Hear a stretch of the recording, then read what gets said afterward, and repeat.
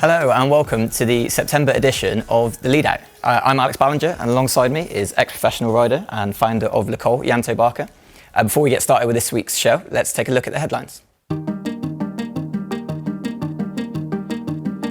After months of rumours and speculation, Tom Dumoulin has confirmed that he'll be leaving Sunweb after 8 years with the team. The Dutchman will be making the switch to Jumbo-Visma as they continue to chase Grand Tour glory. Marcel Kittel has announced his retirement from the professional peloton at 31. The German sprinter said he wanted to spend more time with his family. The Binkbank Tour was won by Belgian Laurens de Plus, his first pro win, with his compatriots Oliver Naesen and Tim Wellens rounding out the podium. The Arctic Race of Norway was won by Astana's Alexei Lutsenko, who finished just 1 second ahead of Warren Barguil from Arkea Samsic. Marianne Vos utterly dominated the Ladies Tour of Norway, winning 3 stages and taking the overall 29 seconds ahead of Corin Rivera. And the Tour de l'Avenir was won by 22-year-old Norwegian Tobias Foss, who will be joining Jumbo-Visma next season. It was also a mixed race for the British under-23s, as Ethan Hayter and Alfred Wright both won stages before Hayter and then overall favourite Tom Pidcock crashed out. So Janto, it's been a busy month straight after the Tour. You feel like things are going to quiet down after the Tour ends, but that really isn't the case at all, is it? Plenty of racing on straight away. Absolutely. You've got San Sebastian Classic, you've got Ride London, just to name a couple, Binkbank Tour, as we mentioned earlier. There is still a lot to do, a lot to go at. It's easy for us as spectators to kind of sort of clump the season into sort of 3 main categories. You've got season at the start, classics at the start, you've got the Tour, Giro then the Tour, and then obviously the Vuelta and the classics at the end of the season like Lombardy, the Worlds, which are going to be really exciting for us obviously on UK soil. But there are a lot of races going on in the middle, and there are lots of points scored and credibility and kudos from those riders who are doing well. And of course now we have one of the highlights for any British cycling fan of the year, the Tour of Britain, which is what we're going to be talking about today. We are going to be previewing the race and chatting about the contenders and the key stages to watch. Yeah, one of my favourite races, so can't wait. So without further ado, let's get into some key stats from the race.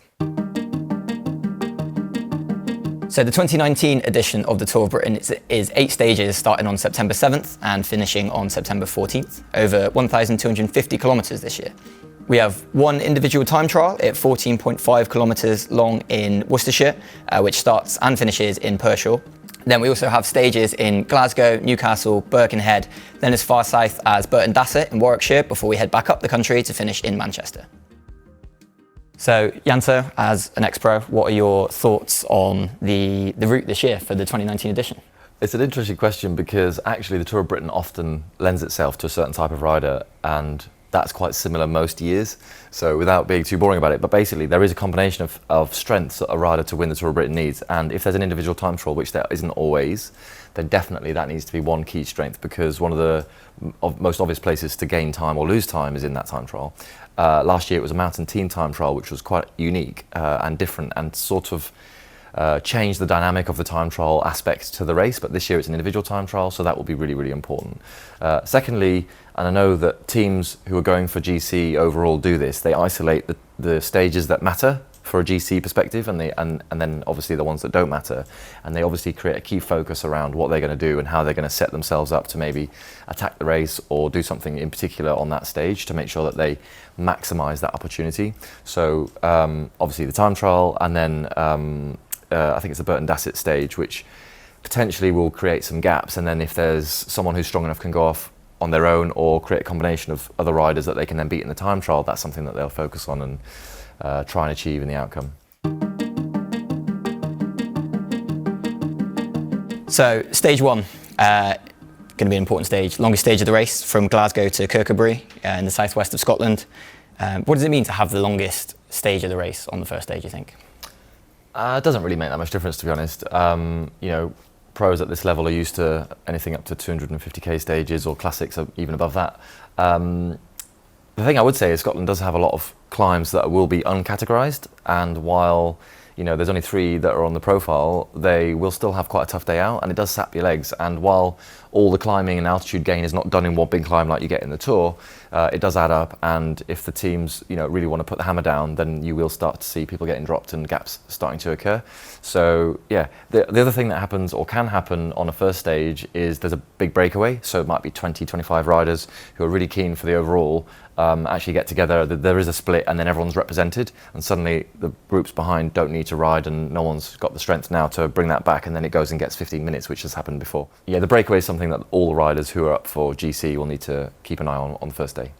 And so we've got the last climb comes about 12 kilometres from the finish. It's not the toughest climb in the world. It's third category climb at Bankhead, so about 2.6 kilometres at around about 3% as well. So not, in terms of international cycling, not a tough climb. But the thing with British racing, which comes to characterise these sort of races, is that the accumulation of climbing, isn't it? That they can make that really unpredictable. Yeah, so what a lot of people don't appreciate is when a sprinter knows he's not going to get over a climb, he basically pulls the pin early, goes in the gruppetto, just rides steady. Now, that's not to say that's all he's capable of, and a lot of people don't realise when he thinks he can get over the climb, any sprinter, Viviani, a couple just to mention, as past winners of stages of the Tour, once they think they can really do it, then they tend to hold on a lot longer than you think sprinters should, and they become a lot harder to get rid of by non-sprinters. So I do think there'll still be a sprint finish at the end of this stage if it's not a breakaway. But I may be proven wrong, but still, they are talented and they can get over climbs like that. That's right. So then, if we move on to the second key stage of the race, which there's going to be stage 6 now, the individual time trial, 14.5 kilometres, not the longest, from Pershore, starting in Pershore and finishing in Pershore. Big loop out of the town, not very technical, but virtually flat. It's going to be probably one of the most decisive stages in terms of GC, isn't it? Yeah, it will be the most decisive stage, and there'll be someone who might have held the jersey, all week up until that day, and then he's going to lose it, which would be really disappointing. You start to get attached to these jerseys. But it will be won by a quality time trialist and probably a specialist time trialist. So, I think that's a pretty straightforward, predictable stage to look at in terms of results, and we haven't got a full start list, but obviously when that gets published, then we get to see a much more clear picture of who might be potentially able to win this whole race overall, because of who's in the start list for the time trial. The only pure, as we speak now, the only pure time trialist is on the start list is Jos van Emden from Jumbo-Visma. So I mean, he must be thinking, well, currently I'm the favourite because there's no one else confirmed for it. So I think there'll be an interesting one, and so I'll use these two riders, Jos van Emden and Mathieu van der Poel, as examples of. Mathieu van der Poel is very strong, we know, and very, very talented. Not a specialist time trialist, more of a kind of sprinter when it comes to road racing. But there are time bonuses, and if he can accumulate enough gap with the time bonuses through the sprinting, then actually he might start to build up enough of a buffer to think he can hold on even in the time trial against someone as strong as Jos van Emden or whoever else might be on the start list when it comes to the race in a couple of weeks' time. So that'll be interesting, and I think that will be the exciting aspect of who can hold on and who can build up a lead that's not in the time trial, isn't the specialist time trialist, but then actually do it in slightly different ways. Got to think creatively about these things. And then moving on to the next stage, if we look at stage 7, which is from Warwick to Burton Dassett, 186 kilometres. This one is going to be a really exciting final, isn't it? We saw this in the Women's Tour earlier this year with 3 ascents of the Burton Dassett climb, 1.4 kilometres at 4.9%. Again, not terrifying on its own, but doing it 3 times, you never know how the legs are going to react to you. Yeah, so I think about this one, if the winner of the time trial takes the leader's jersey, I think it'll be a very controlled stage, because they will be clearly one of the strongest riders in the race, having won an individual time trial, and will back themselves to be able to hold any group or anyone who's capable of taking off, either on their own or in a small group, to take that jersey off them. They'll think they can do that with their team. If the strongest rider in the race is not a time trialist and didn't win the time trial, then this would probably be a little bit more exciting, and we'll see a slightly more attacking race with people really taking it to either the specialist time trialist who won and is holding the jersey, or if they're there or thereabouts, they'll think they can take some time out and maybe get to the top. And with these week-long stage races, particularly stage races in Britain, they can come down to such narrow margins as well, can't they? They can be so close between the riders that stages like this can, and any stage effectively can make the difference, can't they? It's hard to predict. We've seen, like this year, whole races, and I'm thinking back to a couple of races, start of the season, that were won by less than a second. And then even just the Arctic Tour of Norway was won by a second. From 2 quite different riders, actually. So yeah, it is always going to be down to small margins, and people don't really appreciate that they are all so good. They are all so talented. The quality of the field is right up there, and just because people are doing jobs, which is collecting bottles and pulling on the front, that if they were riding for themselves, they would be very competitive in the results sheet as well. So yeah, I'm sure we'll see a really hard fought race, and it's going to be great. I'll be there as well. And then we will look at the final stage of the race, stage 8, from Altrincham to Manchester, 165 kilometres.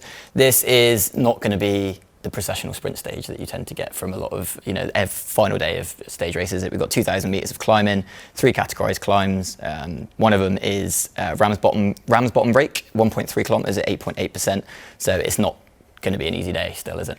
Yeah, so those are people that don't know the north. Altrincham and Manchester are actually very close together. You could probably get there in about 20 kilometres or 15 miles. So they will be doing a loop. And if they are doing those loops, then you're going to include some of those climbs, which the Peak District is very close by. And even the edge of the Peak District, before actually getting up there, gets some really steep sections that if someone's really keen and wants to make a gap, then there's going to be some opportunities for sure on this stage. Is it a lot of uncategorised climbs in that area as well that could really make the difference? Yeah, so this is what we were laughing about, the 2,000 or 2,500 metres of climbing in a 165k stage doesn't sound that spectacular, but it does add up, and you don't get it all in one go like up the Iseran. But if riders are close or feel like there's an opportunity to take, or they sense any weakness, that's the key factor, because if a lot of cycling is about bluffing, trying to make it out like you're totally in control and your team's totally in control.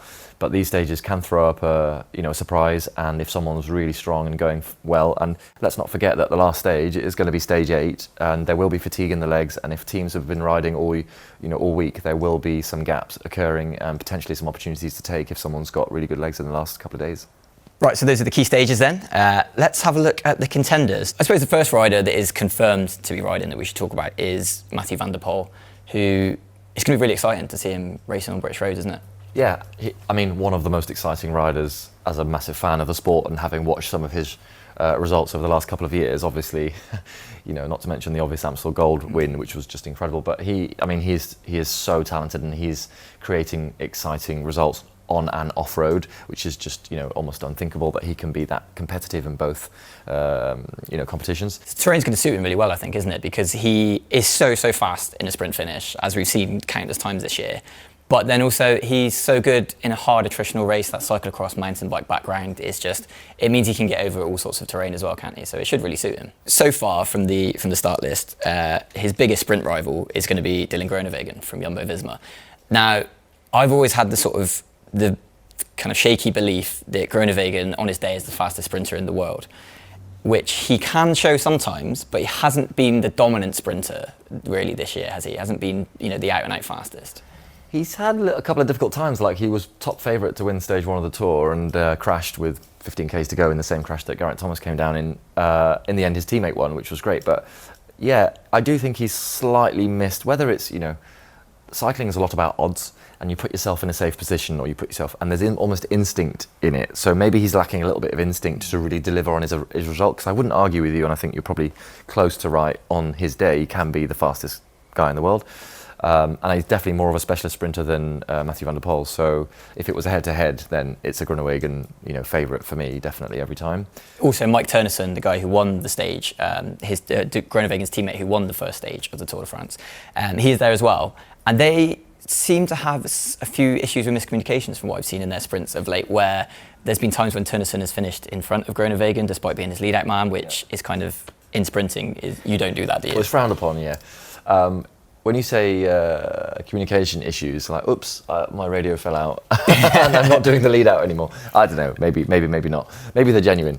But having, beaten Sagan by, what was it, a centimetre on that stage in the Tour, he's got a legitimate reason to say, I can do this. He's really consistent as well, yeah. Teunissen, isn't he? I mean, obviously he needs to be, because he is supposed to be that last lead-out rider, yeah. But then also he's got a lot of kick himself, and yeah. And so for the general classification then, moving ahead to the general classification battle, Van der Poel, maybe is an outside bet for the overall, but then also we've got Mikel Landa, who is a proven general classification rider, and then Tish Benoot as well.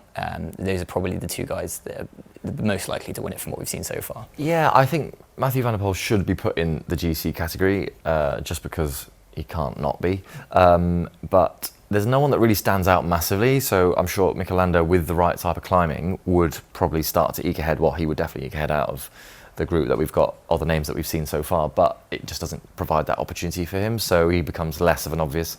I'd like to see him do well, and I think Tish Benoot is similar in that, very good all-rounder, really strong classics rider, will really suit the UK roads, but can he do a time trial and beat everyone else? Not sure. So we'll see, but it will be exciting.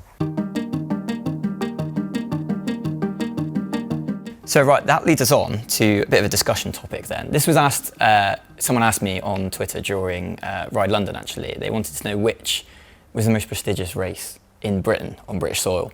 And we've got some amazing races in this country currently, you know, they're really increasing profile as well. So I wanted to ask you, Janto, what do you think, in your view, is the most prestigious race in this country? It's a difficult one, isn't it? Tough, isn't it? Yeah, I think it's largely influenced by the time in the calendar that it comes, because we just mentioned off air that the Ride London Classic comes just immediately after the Tour, when I think there's a bit of importance fatigue, I called it, where everyone's like, oh, nothing can be more important than that. And it's a difficult time for any race to be immediately after such a big one. But it is a great race, and you know, I live in the capital. It's a fantastic place to race, and Surrey's beautiful roads, and it always delivers a really deserving winner. And the spectators that come to Yorkshire are second to none in anywhere in the world. So in terms of prestige from a spectator point of view, I think that has to be a strong measure. And then Tour of Britain, I love the Tour of Britain. I've ridden it plenty of times, and it visits lots of different parts of the country that I have other memories of, and different races and that kind of thing. And it's nice to be. What I always remember is being a kid, thinking about being a professional cyclist and imagining a motorbike following you with a camera, and then going to where I was born in the Tour of Britain, where there were motorbikes and cameras following us racing. I mean, that was quite kind of significant. So yeah, again, Tour of Britain has so much to go for it. And then the women's tour, it shouldn't be undervalued, and a great field always comes to the women's Tour of Britain, and I watch it myself religiously every year, and it's always again got really deserving winners. They go over really difficult terrain, and again, very deserving winners. So what do you think? I mean, I've just kind of given the merits of each, but yeah, do you know what? It's such a tricky question, because they all offer something so specific, don't they, as well? The Tour de Yorkshire is such a great build-up race for the rest of the season as well, isn't it? And you see the Classics guys really shining there, and Greg Van Avermaet amazing this year, and then Chris Lawler's sort of coming through, and another race that was defined by such narrow margins that it was thrilling right up until the end. And then the Women's Tour is one of the most popular races with the women's peloton as well, isn't it? Just because of the organisation, the professionalism of it. You always hear riders singing the praises of the Women's Tour just because of how great it is. Tour of Britain, it's got a special place in my heart. It was the first bike race I ever saw live and in person, one of the stages around London. Yeah, that's true for me as well, actually. Yeah, I think that probably is the case for a lot of people, isn't it? Because been going for the longest out of all of the races, isn't it, as well? So I've got a particular special place in my heart for that race, and there's always stages near you. If it's not one year, the next year there's a stage near you, which is nice. Ride London, I think it's a great event as well. I really like it, and Box Hill is the most popular climb on the planet. I think it's the most ridden climb on the planet as well. So it's nice to see the pros going over that. It does seem to, like you say, it does seem to fall between the cracks a little bit, I think, doesn't it? It's a busy weekend as well, because it's San Sebastian on at the same time as well. Tour's just finished. And also races that tend to come down to a sprint tend to sort of don't draw quite the same amount of attention necessarily, I think. Yeah. But the thing that I always think about Ride London is that I've always associated it more with the sportive than the race for some reason, I think. And I'm not sure whether that's just because it's what the conversation revolves around, like my cycling club. There's, everyone's doing it from my cycling club, and people are trying to get in. But it is still a fantastic race, and always won by a big star as well. I can vouch for that in that I live in London, and I did do the Sportive, and as many people congratulated me on my time in the Sportive as they did when I did the race. In fact, more. But didn't you win Ride London this year as well? The Sportive, that is. It's not a race. But yes, I did. It counts. I think it's on your Palmaris still. Yes. So if you had to put your name down for one. It's tricky. Do you know what? I'm going to go for the Women's Tour, I think, just because of how much the peloton love it. I think that's a really important thing, that to be a prestigious race, you've got to want to attract riders. Yeah. And never heard anyone say a bad thing from inside the peloton about Women's Tour, so I think that'd be my choice. What about you? Where are you putting your tick? I'd probably go Tour of Yorkshire. I think it's lots of different reasons, but it's an incredible race, amazing spectators, and everybody that seems to go enjoys it, both riders and spectators. So let us know which you think is the most prestigious British race in the comments below. Right, that wraps up this episode of The Lead Out. Thank you very much to Janto for joining us. Next episode is going to be a World Championships preview for Yorkshire, out later this month. So please join us then. Cycling Weekly magazine is out every Thursday, and you can follow all the action on cyclingweekly.com as well. Thanks for joining us. Bye.